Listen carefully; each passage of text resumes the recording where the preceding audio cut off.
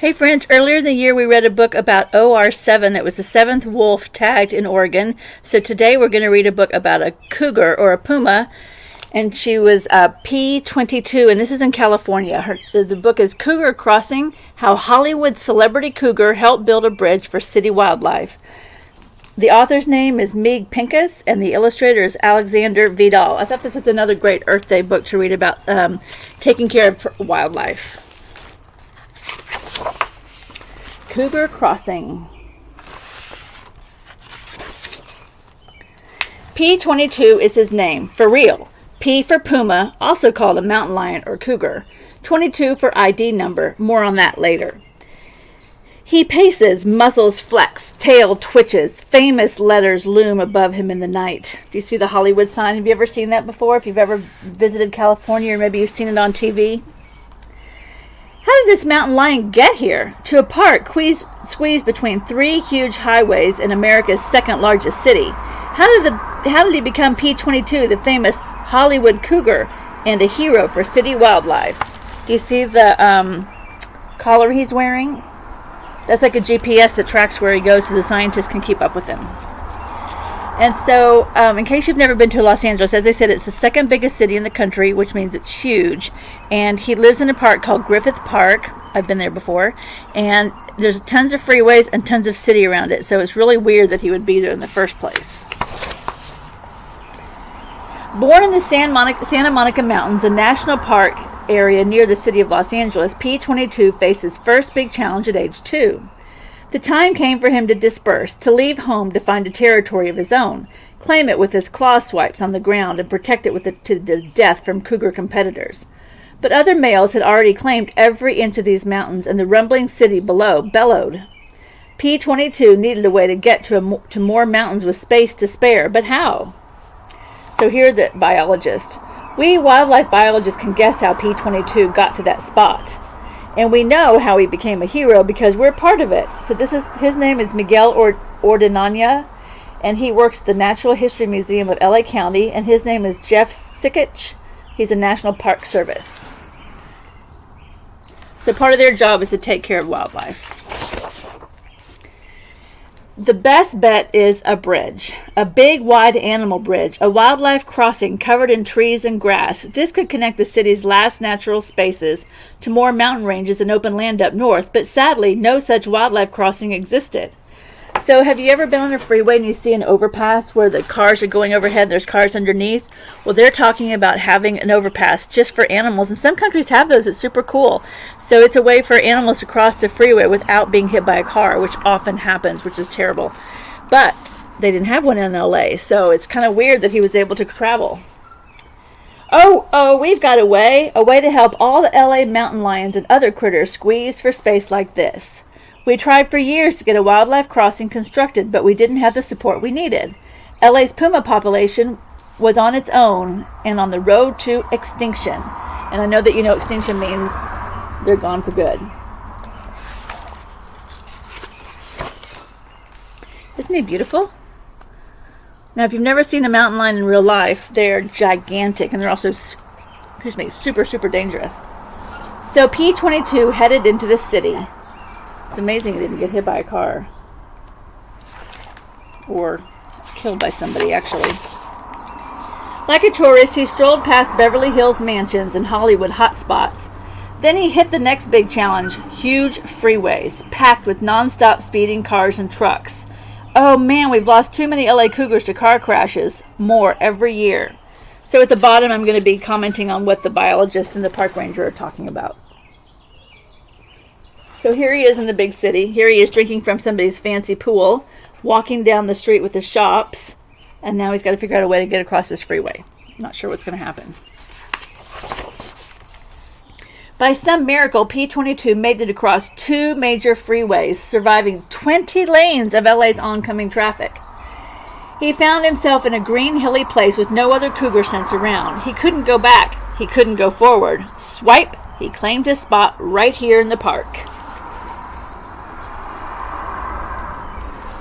And the park is actually pretty big, but it's not necessarily that big for a cougar. Griffith Park was a puny pad for a puma, some 17 times smaller than a typical territory, but P-22 made do. I jumped when I saw him on the remote camera. A mountain lion in our city park for real?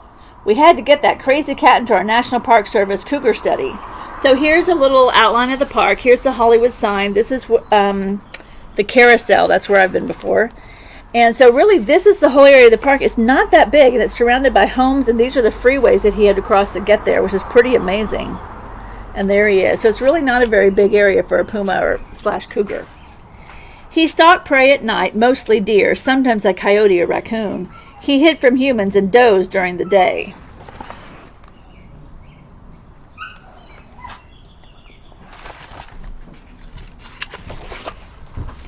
One night, P-22 caught scent of a human. He heard a rustle in the brush and whipped his head around to take a look. Too late. He felt a sharp pinprick in his haunch. Do you see the ranger back there? He's shooting him with a dart. He's not trying to hurt him. He's trying to put him to sleep so they can put the collar on him. It's really important for them to keep track of him. It took me 3 weeks to find our ghost cat. Then he gave me a nice cap, a checkup, a tag, and a tracking collar. And don't forget a name, P-22, the 22nd puma tagged in the study.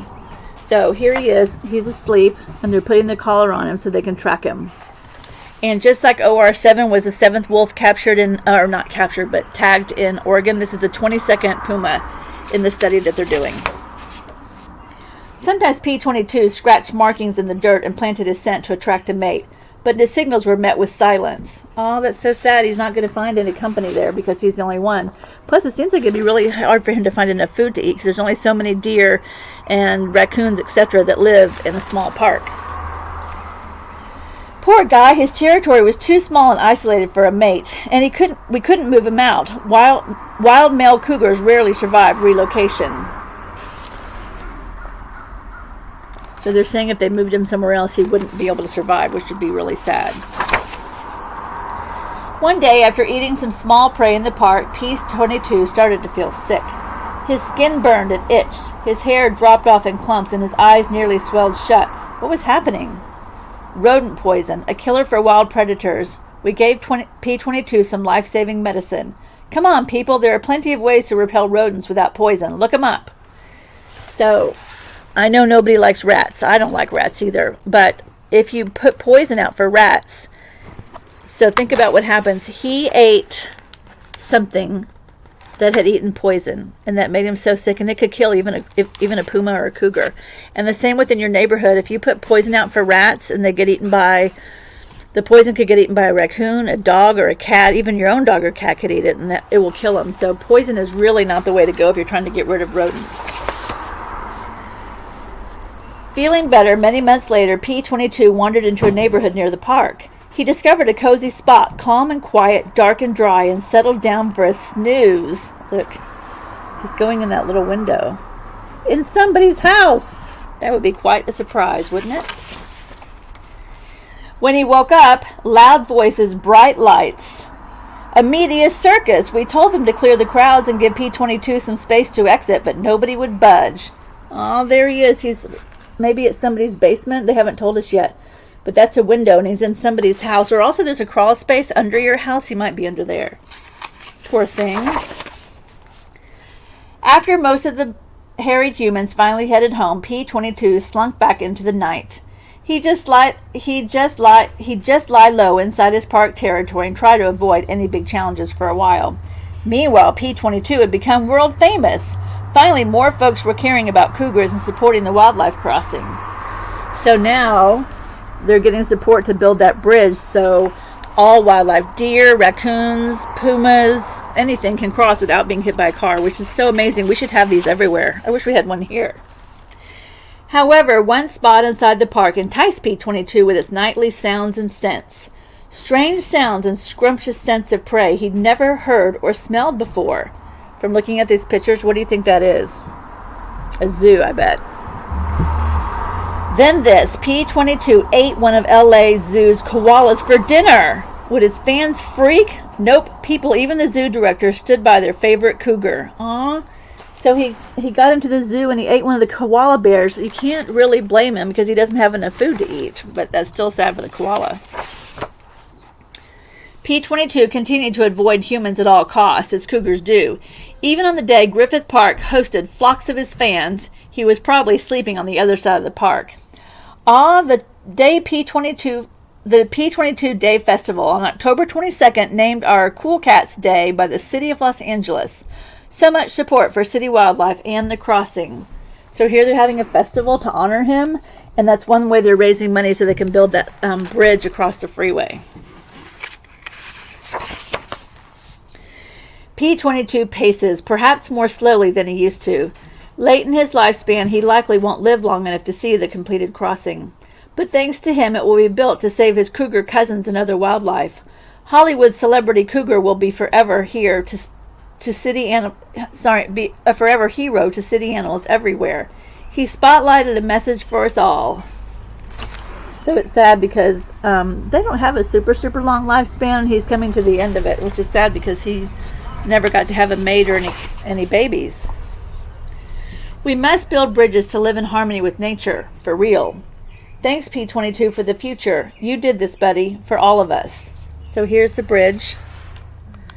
And any kind of wildlife can cross it safely now. And here's a female cougar who has babies. It's not anybody that P-22 knew. It's just a different cougar.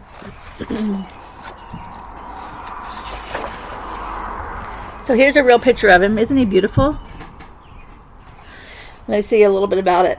So in 2002, a team from the National Park scientists begins their Los Angeles area mountain lion study in the Santa Monica Mountains.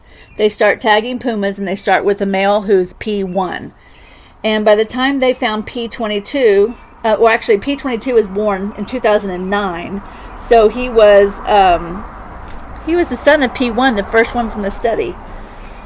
So his father was 7 when he was born. And then in 2012, when P-22 was only 3 years old, that's when they find him and give him his remote collar. And the wildlife crossing at Liberty Canyon is projected to break ground this year. So it hasn't actually been built yet, but they've got all the funding, and they're going to build this bridge across the freeway only for animals. Nobody else is going to be able to go across it. And it's going to take them 3 years to complete. So hopefully it'll be completed in the year 2024. And it's going to be the biggest animal bridge in the whole world. That's really cool. So